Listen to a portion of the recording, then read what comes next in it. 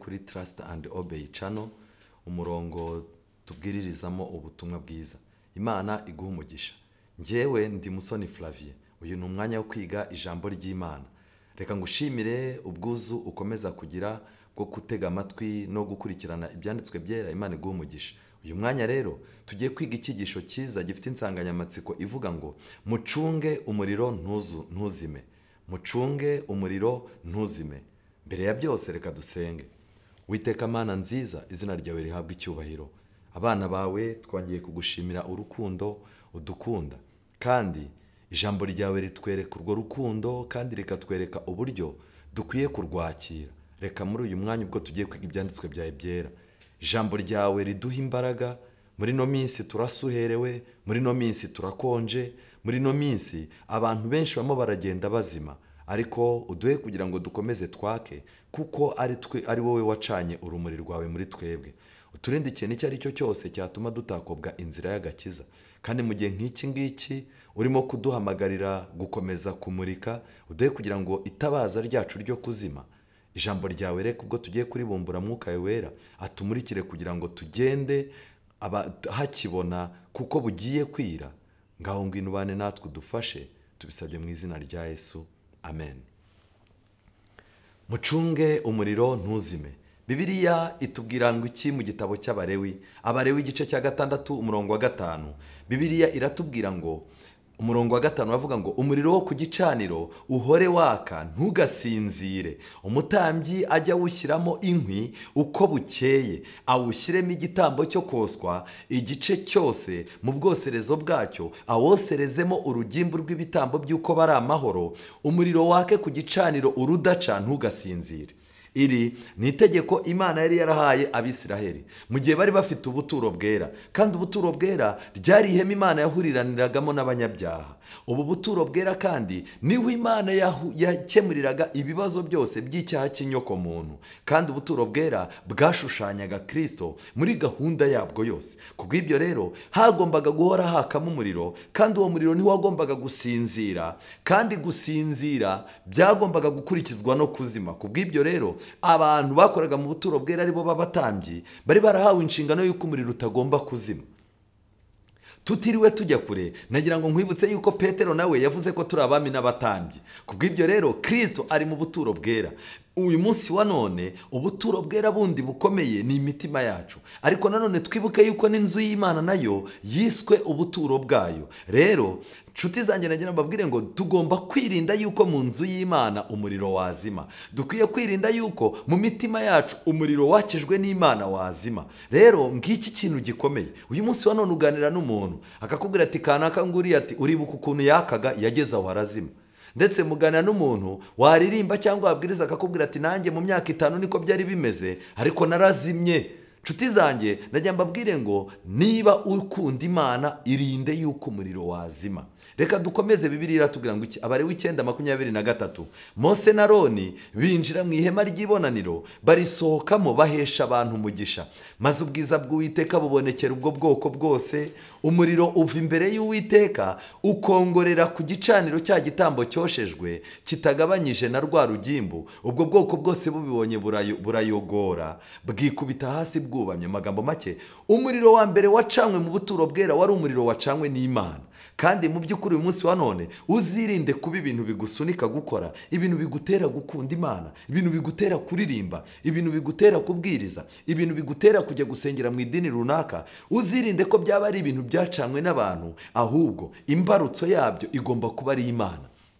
Abalewi igice cya 10 Bibiliya itubwira noneho abana babiri ba Aroni bakoze ikintu gikomeye. Twabonye yuko Imana yari yaratanze itegeko yuko umuriro mu buturo bwera udagomba gusinzira, kuko gusinzira byibuze bakongera bakawatsa, ariko nanone ntiwari wemererwa kuzima. Mu magambo make, kuzima ni ikintu kibanzirizwa no gusinzira k'umuriro. Abantu benshi uyu munsi wa none gukiranuka kwabo kwamaze gusinzira, ariko birerekeza mu kuzima burundu. Nyamuneka ndakwinginze fatirana. Abalewi igice cya 10 Uwiteka yica Nadabu na Abihu abahoye icyaha gikomeye. Umurongo wa mbere, Nadabu na Abihu bene Aroni benda ibyotero byabo, bashyiramo umuriro, bashyiraho imibavu, bayoshereza imbere y'Uwiteka umuriro udakwiriye uwo atabategetse. Imbere y'Uwiteka hava umuriro urabatwika, bapfira imbere y'Uwiteka. Mose abwira Aroni ati, ibyo ni byo Uwiteka yavuze ati, kwera kwanjye kuzerekanirwa mu banyegera, kandi nzaherwa icyubahiro imbere y'ubu bwoko bwose. Aroni aricecekera. Ikosa aba bana bakoze ni iki? Nuko batatambye, baratambye rwose. Ese aba bana bari bataye ubuturo bwera? Oya, bari bakiri ku buturo bwera, ariko icyaha cy'uburangare cyatumye umuriro w'Imana ubazimana, kandi aricyo bari bashinzwe. Barangije bajya gushyiraho umuriro bajya kurahura umuriro ahandi, baraza baracana. Nshuti zanjye nagira mbabwire ngo uyu munsi wa none hari ibimenyetso byo kuzima. Nshuti zanjye, hari ibintu byinshi birimo kuba, ariko dufite amatsinda, dufite abantu batandukanye barimo gushaka kurahura umuriro w'i Babuloni bakaza kuwucanisha mu buturo bwera. Dufite abantu barimo gushaka kurahura ibintu ku bandi bantu bakaza gucana umuriro wazimye muri bo, kandi ibyo bintu ntabwo bizakunda. Twihuta, Yobu igice cya 18 umurongo wa 5 Bibiliya ivuga ngo iki? Ni ukuri urumuri rw'umunyabyaha ruzazima, byanga byakunda urumuri rw'umunyabyaha ruzazima, kandi ikibatsi cy'umuriro we ntikizaka. Umucyo uzahindukira umwijima mu nzu ye, n'itabaza rye rimuri hejuru rizazima. Intambwe ze z'imbaraga ze zizateba, imigambi ye bwite nayo izamugusha. Erega ibirenge bye nibyo bimugusha mu kigoyi, agakandagira mu mitego. Umutego w'umushibuka uzamufata agatsinsino, igisambi kizamufata kimutsinde. Ubukira bwo kumufata buhishwe mu butaka, n'ubushya buri mu nzira ye. Ibiteye ubwoba bizamuturuka impande zose, bimurye isata burenge. Imbaraga ze zizamarwa n'inzara, kandi ibyago bizaba byubikiriye uruhande rwe. Magambo make, kuba umunyabyaha, kugira icyaha runaka umuntu ahisha mu mutima, ingaruka ni ziriya turimo gusoma. Ikigaragara rero, urumuri rw'umunyabyaha ruzazima. Niba ushaka kutazima, niba udashaka ko umuriro wawe uzima, tandukana n'icyaha n'igisa nacyo, ubwira Imana igucanire umuriro mu mutima wawe. Imana iguha impamvu zigutera kuramya. Yesaya igice cya 4 umurongo wa 5 Bibiliya iravuga ngo, kandi hejuru y'ubuturo bwose bwo ku musozi wa Siyoni no ku materaniro yaho, Uwiteka azaharemeraho igicu n'umwotsi ku manywa, n'umuriro waka ukamurika nijoro. Mu magambo make, amateraniro y'i Siyoni, abantu basenga bafite impamvu nziza yo guhinduka, bagasenga basaba yuko Imana igira ikihindura mu mitima yabo. Bakavuga bati, Imana ndakonje mu mutima, gusenga kwanjye kurakonje, kwiga ibyanditswe kwanjye kurakonje, kugukiranukira kwanjye kurakonje. Abo bantu bakabwira Imana bati, Imana mbabarira ntazima, ncanira umuriro mu mutima ntazamwarwa kuri urya munsi. Aba bantu Imana izabacanira umuriro waka umurika nijoro, maze hejuru y'ibyubahwa byose hazabeho igitwikirizo. Mu magambo make, hejuru y'ibintu byose byubahwa, Imana izabashyira igitwikirizo mu maso. Mu magambo make, izabasiga ubwiza bwayo. Kandi ku manywa hazaba ihema ryo kuzana igicucu kubw'icyokere, riba ubuhungiro n'ubwugamo bw'ishuheri n'imvura. Ngaka akamaro k'inzu y'Imana, ngaka akamaro k'itorero ry'Imana. Nshuti zanjye, twihuta, Yeremiya 23:28 Bibiliya iravuga ngo, umuhanuzi ufite icyo yarose ntakirotore, kandi n'ufite ijambo ryanjye arivuga ibinyakuri. Umuramuhuriye he n'ingano? Ni ku Uwiteka abaza. Kandi Uwiteka arabaza ati, mbese ijambo ryanjye ntirimeze nk'umuriro cyangwa nk'inyundo imenagura urutare? Mu magambo make, uyu munsi wa none ijambo ry'Imana ryiswe umuriro. Ariko nagira ngo mbabaze, ese mu misengere y'abantu b'uyu munsi wa none, mu madini atandukanye, muracyabona ijambo ry'Imana rifite uruhare? Kubw'ibyo rero, mu madini menshi umuriro urimo urazima, kubera ko ijambo ry'Imana bataryemerera ngo rimere nk'umuriro, rikore akazi karyo. Yesaya 50:11 Yemwe abacana mwese, nimukikize muri impande zose, nimugendere mu mucyo w'umuriro wanyu, wanyu no mu w'imuri mukongeje. Ibyo mbageneye ni ibi: muzaryamana umubabaro. Bitewe n'uko abantu banze ijambo ry'Imana ngo ribabere umuriro, ribabere urumuri, abantu bihimbiye inyigisho zabo, abantu bikikiza ibintu bihimbiye bitari ibyahimbwe n'Imana. None icyo bazakora ni iki? Ni uko abantu bagiye kuzaza baryamana umubabaro. Nta mwuka wera uzabahumuriza cyangwa ngo abahe imbaraga zo kureka icyaha. Matayo igice cya 3:11 Bibiliya iravuga ngo iki? Njyeweho ndababatirisha amazi ngo mwihane. Uyu ni Yohana umubatiza wari urimo kubatiza. Aravuga ngo ariko uzaza hanyuma yanjye andusha ubushobozi, ntibinkwiriye kumutwaza inkweto. Niwe uzababatirisha umwuka wera n'umuriro. Intara ye iri mu kuboko kwe kandi azeza imbuga ye cyane. Amasaka ye azayahanuka mu kigega, ariko umurama we azawucanisha umuriro utazima. Mu magambo make, ijambo ry'Imana riratwereka yuko abantu batagize amahirwe bize inyigisho za Yohana, barangiza bakabatizwa umubatizo wo mu mazi menshi wa Yohana, ariko ntibakomeze gutera intambwe ngo bakire Kristo ababera umwami n'umukiza. Aba bantu bagize igihombo cyo kutabyarwa na mwuka wera n'umuriro. N'uyu munsi wa none niko bimeze. Nibyo koko amadini yacu yadushyize mu mazi menshi turabatizwa, ariko dukeneye kuyoborwa n'ijambo ry'Imana rikatubera umuriro. Dukeneye kubyarwa na mwuka wera, dukeneye kubyarwa n'umuriro. Ngiki kintu Kristo arimo gukora, kuko vuba bidatinze hagiye kubaho igosora. Intara ye iri mu kuboko kwe kandi azeza imbuga ye cyane. Amasaka ye azayahunika mu kigega, ariko umurama we azawucanisha umuriro. Mu magambo make, hagiye kubaho igosora, hagiye kubaho gutandukanywa kw'abakiranutsi n'abanyabyaha muri iyo misengere yose. Kandi intara ye iri mu kuboko. Intara niyo yashyirwagaho imyaka, noneho barangiza iyo myaka barayifataga bakayitera hejuru. Bamara kuyitera hejuru, umuyaga ugaca muri ya myaka. Imyaka iremereye yagwaga ku ntara, noneho umuyaga ukajyana ibishushungwe bikagwa hasi. Noneho ibyo bishushungwe byitwaga umurama byaragendaga bigacanishwa umuriro. Ngiki bigiye kuba, hagiye kubaho umuyaga w'inyigisho, hagiye kubaho umuyaga w'imyizerere, hagiye kubaho umuyaga w'ibigeragezo n'amakuba n'ibindi. Bizahuha, abantu bazasigara bari ku ntara y'Imana nibo bonyine bazarokoka. Abazatwarwa n'iyi miyaga irimo guhuha, abo bazitwa umurama, bazacanishwa umuriro byanga byakunda. Nshuti zanjye, ndagusabye nkwibutse ko turimo kwiga icyigisho kivuga ngo mucunge umuriro ntuzime. Petero yihakana Yesu muri Mariko igice cya 14:66 batugaragariza aho Petero yari ari. Ubwo Petero yari akiri hanze mu rugo, haza umwe mu baja b'umutambyi mukuru. Abonye Petero yota umuriro, aramwitegereza aramubwira ati, nawe wari kumwe na Yesu w'i Nazareti. Nawe aramuhakanira ati, ibyo uvuze sinzi ibyo ari byo kandi simbimenye. Maze arasohoka, ageze mu bikingi by'amarembo inkoko irabika.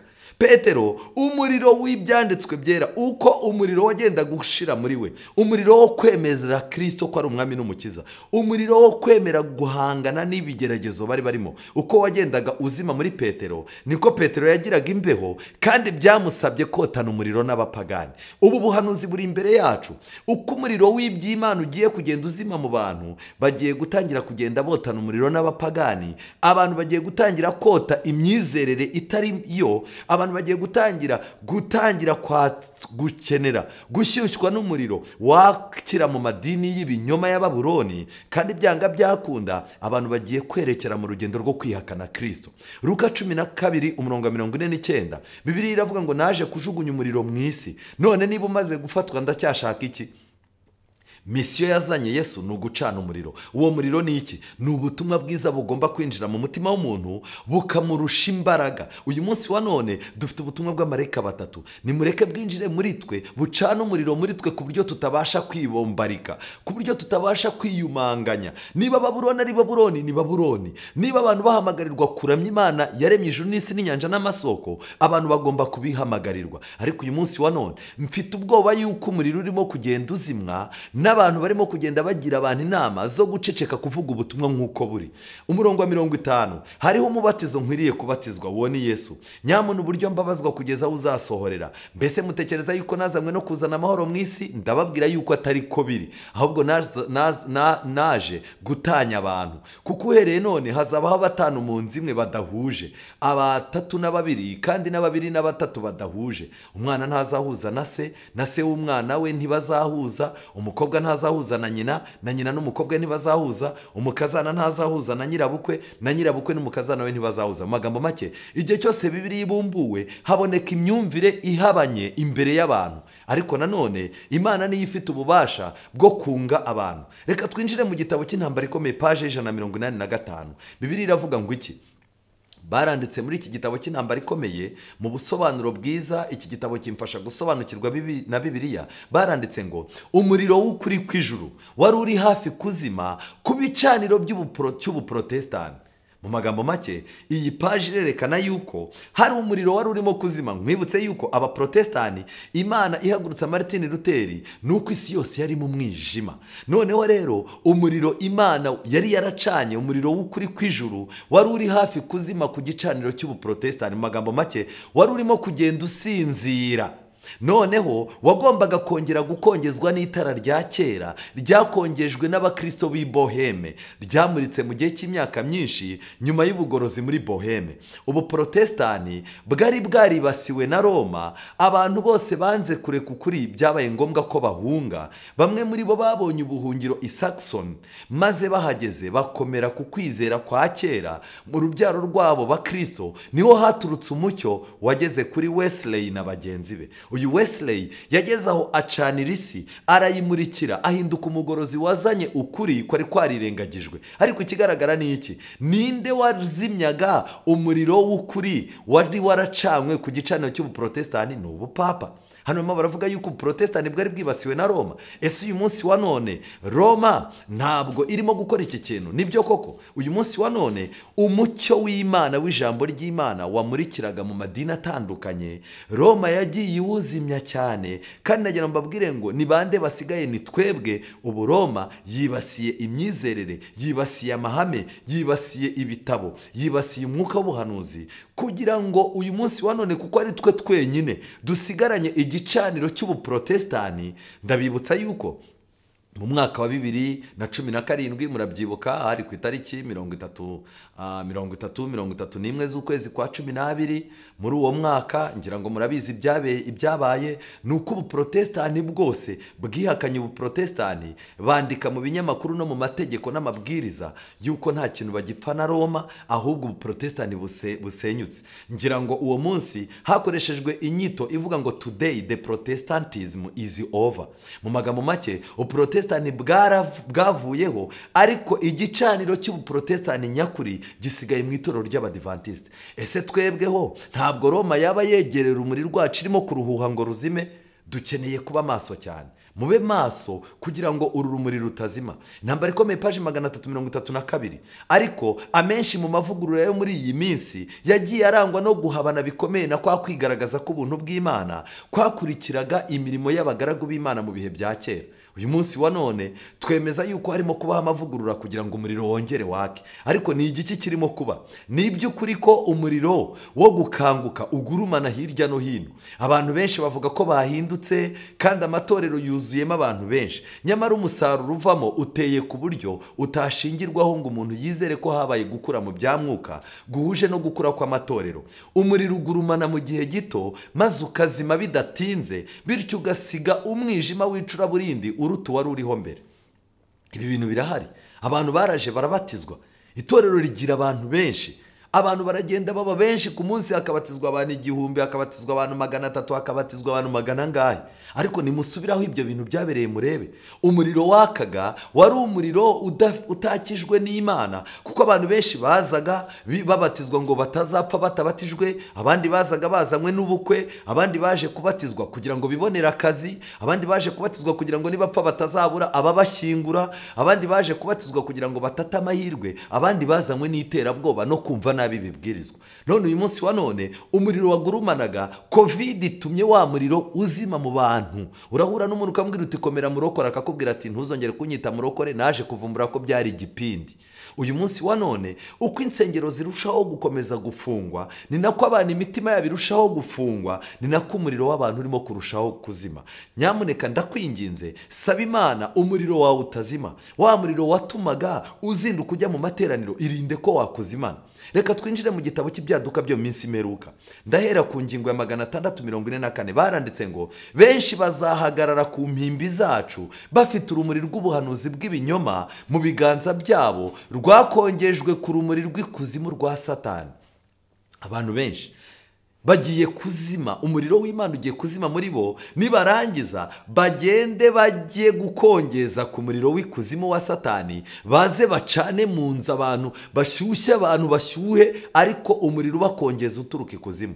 Nimureba neza hariya, Bibiliya igaragaza, kino gitabo cy'ibyaduka bya minsi imeruka kigaragaza yuko n'abagabura ariko bazaba bameze. Abagabura uyu munsi wa none ni bande? Ni abayobozi bo mu by'Imana, ni abapasiteri. Benshi bagiye kwihakana icyo Bibiliya ivuga. Nibarangiza bajye bagenda bafate umuriro wakongejwe ikuzimu bawuzane bacane mu madini yabo. Ngiki kintu gikomeye. Kandi no ku ruhimbi uyu munsi wa none dukeneye gusenga Imana cyane, kuko tuzisanga hari abantu barimo gutangaho ubuhanuzi bw'ibinyoma. Nshuti zanjye, mukeneye kuba maso.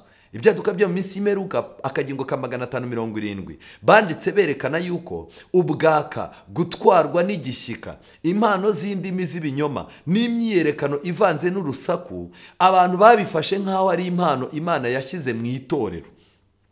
Ku buryo ibyo bintu abantu iyo babonye abantu barimo kwaka bafite ubwaka muri bo, abantu batwawe cyane n'igishyika, ndetse abantu bakabona hari impano z'indimi z'ibinyoma, abantu barimo baravuga mu zindi ndimi. Mwabonye umugabo wadutse muri no minsi urimo kwikubita, abantu barimo baroherezanya iyo video. Uyu mugabo rwose arimo arakora ibintu, ariko mu by'ukuri ziriya ndimi avuga ni ibinyoma bya Satani, ni uburyo bwa Satani bw'ubwaka bukomeye. Ndetse abantu bafite imyiyereko ivanze n'urusaku, abantu kandi ibyo bintu babifata nk'aho ari impano Imana yashyize mu itorero. Bamwe bayobejwe n'icyo kinyoma. Imbuto z'ibibi byose ntizabaye nziza, muzabamenyera ku mbuto zabo, niko Yesu yavuze muri Matayo 7:16. Ubwaka n'urusaku abantu babibonye by'umwihariko nk'aho ari ibihamya byo kwizera. Bamwe ntibajya banyurwa n'amateraniro iyo hadatanzwemo igihe cyo kwidagadura banezerewe. Ibyo barabihirimbanira maze bagatwarwa n'igurumana. Ariko icyitegererezo cy'amateraniro nk'ayo nta muntu cyungura. Iyo umuriro wo kugurumana kw'akanya gato urangiye, bagwa agacuho kuruta uko bari bameze mbere y'uko igishyika cyo kwishimisha kwabo kigaragaza yuko kitava mu isoko nziza. Mu magambo make, abantu nk'uko mu madini yayobye ya Babuloni barimo kwaka, bafite igishyika, bavuga yuko bafite indimi, bakagira ibimenyetso berekana yuko Imana iri kumwe nabo, ndetse bakagaragaza yuko hari umuriro urimo kwaka muri bo ari Imana yawucanye. Ni nako tugiye gutangira kugeragezwa no mu itorero ryacu. Hagiye gutangira kuboneka abantu bashaka ibimenyetso bidasanzwe mu materaniro. Niba mu materaniro nta muntu wabonye umusaraba, niba mu materaniro nta muntu uvuga yuko ahawe indirimbo n'isomo, niba mu materaniro nta muntu uvuga yuko abonye Yesu, niba mu materaniro nta muntu uvuga ko ahawe isezerano abandi ntibaryumve, ibyo bintu bizitwa ko ayo materaniro atagize imbaraga. Ariko ubu bwose ni ubuyobe. Nshuti zanjye, abantu nibyo koko birimo biragaragara yuko mu itorero ry'Imana harimo ubukonje. Mu itorero ry'Imana biragaragara yuko umuriro urimo kugenda uzima gake gake, ariko nturazima nk'uko ubuprotestani bwari bumeze mu gihe cya Wesley. Ariko nshuti zanjye, nagira mbabwire ngo abantu bagiye gushaka uburyo baranje icyo. Abapasiteri biteguye gukora ibishoboka byose, ariko batari mu byanditswe byera. Biteguye gukora igishoboka cyose kugeza n'ubwo bashobora kujya kure y'umwuka w'ubuhanuzi kugira ngo bacane mu matorero yabo hashyuhe. Abavuga butumwa bamwe biteguye kugira ibintu bazana bitemewe n'Imana kugira ngo bashyushye abantu, kugira ngo haboneke ububyutse. Ndetse nagira ngo mbwire, amatsinda y'amasengesho yiteguye gukorerwamo ibintu bitemewe n'umwuka w'Imana kugira ngo abantu bemerwe yuko aho hantu hashyushye. Nshuti zanjye, mwirinde gushaka gushyushya abantu mukoresheje umuriro utemewe. Reka twihuta turebe, ese ni igiki mu gitabo cy'ubifuzwe byose batubwira? Niba twirengagiza kwifatanya na Kristo mu isano mvajuru, umuriro w'imbaraga itanga ubugingo ntushobora kudusohokamo ari amasoko y'ibyiza ku bantu. Mu magambo make, niba dushaka kugira icyo tumarira abantu, twemerere Kristo, isano dufitanye nawe ikomere. Paje 539 mu bifuzwe byose baranditse ngo, ni mutyo mu mitima inyuzwe kandi ishima ibyo yakorewe, no mu minwa yakozweho n'umuriro wera hasohokemo indirimbo y'ibyishimo ngo Kristo yarazutse, abereyeho kutuvuganira. Komeza ugundire ibi byiringiro, kandi bizabera ubugingo bwawe nk'umurunga nyakuri, kandi wageragejwe ufata ubwato ngo butarohama.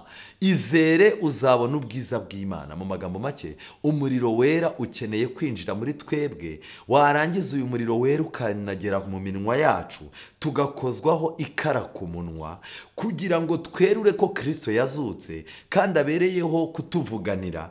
Ibyo bintu bizatuma ibibazo biri mu isi, impinduka za politike, intege nke mu by'umwuka, intege nke kwihakana Imana ko abantu benshi barimo kuva mu Mana, ubucakura bwa Satani no kwigaranzura imiryango yacu, ibi byose nta ruhare bizatugiraho, kubera yuko Kristo azaba ari muri twe. Kristo azacana. Mu gihe amafaranga yabuze, nta kizatubuza kunezerwa. Mu gihe abantu badusuzuguye cyangwa baduketseho ibibi mu nzu y'Imana, imitima yacu izakomeza gushyuha nk'uko yajyaga ishyuha. Reka mbinginge mbasabe kugira ngo Imana ibahe imbaraga zo kunezezwa n'umuriro wayo. Nyamuneka mucunge umuriro ntuzime, kandi umuriro wacu ni Kristo. Igihe Kristo ari muri twe, azatuma tutiyumanganya. Ndabinginze, mwirinde yuko Satani yazimya umuriro wanyu.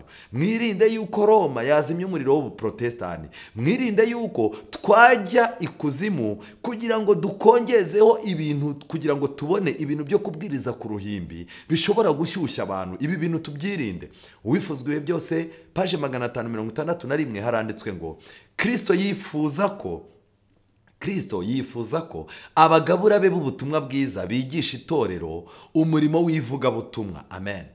Aba bagabura ni abapasiteri bavugwa. Ariko uyu munsi wa none, natwe abahawe inshingano yo kubwiriza iby'Imana, buriya natwe turagabura. Ariko mu bigendanye n'inshingano Imana za gahunda yashyize mu itorero, abagabura ni abayobozi bacu b'abapasiteri. Ariko uyu munsi wa none, ntabwo pasiteri wenyine yakora umurimo. Nawe w'umwizera usanzwe ukeneye kugaburira abantu ubutumwa bwiza. Barakomeje barandika ngo, bakwiriye kwigisha abantu uburyo bwo gushaka no gukiza inzimizi.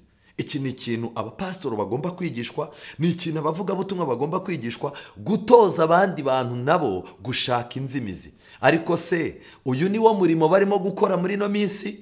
Uyu munsi wa none, abapasitoro benshi bararangaye, bafite byinshi bibarangaje, ntago barangamiye imitima y'abantu. Abavugabutumwa benshi barimo barakomerwa amashyi, barangariye gukomeza guhinduranya gahunda no gukomerwa amashyi, ariko ntibazi yuko twahamagariwe no kugira ngo dutoze n'abandi, haboneka abakozi benshi. Aho ngewe umwe ndi, hakwiriye kuboneka abandi benshi, kugira ngo umurimo w'Imana waguke. Ntibiri muri gahunda y'Imana yuko abantu bamwe bamenyekana bakaba abasitari, bakaba abantu b'ibihanga ku buryo abantu aribo barangamiye gusa. Imana yiteguye gushaka yuko mu gihe abantu barangamiye Eliya, Imana igomba gusigarana n'ibindi 7,000 bitapfukamiye Bali. Rero kuri iki gitabo cy'ibifuzwe byose bakomeje batubwira ngo, ni bangahe bashishikajwe no gucana umuriro w'ubugingo mu itorero rigeze aharindimuka? Ni bangahe bashishikajwe no gucana umuriro w'ubugingo mu itorero rigeze aharindimuka? Itorero rigeze aharindimuka. Ariko uyu munsi wa none, ni bangahe bashishikajwe no gucana umuriro w'ubugingo? Nyamuneka nshuti zanjye, iki ni igihe cyo gucana. Umudiyakoni, iki ni igihe cyo gukomeza kwatsa umuriro w'Imana ngo ukomeze wake. Imana duhaye inshingano yuko umuriro w'ubugingo ukomeza kwaka mu nzu yayo. Yaba umudiyakoni, waba umuririmbyi, waba umupasitoro, waba umulayike, waba n'umwizera. Inshingano yo gutuma umuriro utazimira kureba, kandi kuzima k'umuriro bigendana n'intege nke zawe, kandi intege nke zawe ni wowe zizarimbuza, nta wundi zizarimbuza. Ni amatorero angahe aragiwe nk'intama zirwaye, n'abagombye kuba bari mu murimo wo gushaka intama zazimiye, nyamara abantu miliyoni nyinshi barimo gupfa badafite Kristo. inshuti zanjye, nimurwane yuko umuriro utazima. Imana iracyakunda itorero ryayo, Imana iracyafite itorero ryayo ku isi, kandi Imana iracyarifitiye umurimo rigomba gukora. Nimureke iri torero mu gihe umuriro urimo, nubwo urimo kugenda werekera ku kuzima, Imana ntizemera kuzima. Imana izahagurutsa abantu bakomeze kwatsa umuriro w'ubugingo. Imana iguhe kugendera mu kuri kwayo, kandi iguhe gushyuha mu byanditswe byera. Imana ikurinde kuba wakwicarana n'abagambanyi mu gihe nk'iki ngiki umuriro ugenda uzima. Imana ikurinde kota umuriro w'abapagani nk'uko Petero yawose. Nibyo ngusabira, nanjye nisabira mu izina rya Yesu. Dusenge. Witeka Mana nziza, izina ryawe rihabwe icyubahiro. Tugushimiye kubanye natwe, ukatwereka ko ari wowe wacanye umuriro. Muri no minsi umuriro mu itorero urimo uragenda uzima, umuriro ku gicaniro cy'ubuprotestani urimo uragenda werekera ku kuzima. Mwami Uwiteka, gusa wavuze yuko gusinzira k'umuriro no kuzima kwawo ni ibintu bibiri bitandukanye. Biragaragara yuko umuriro urimo kugenda usinzira, kandi intambwe Satani arimo kwerekeza ku bantu ni ukugira ngo azimye umuriro. Uturinde kurindagira, ahubwo muri twebwe hari ibirimo kugenda bisinzira. Wongere watse umuriro muri twe, twongere dukunde ibyanditswe byera, twongere dukunde gusenga, twongere dukunde abera, dukunde imirimo yo mu nzu yawe, kandi gukiranuka kwawe abe ariko twumva kudushimishije. Tubisabye mu izina rya Yesu, amen.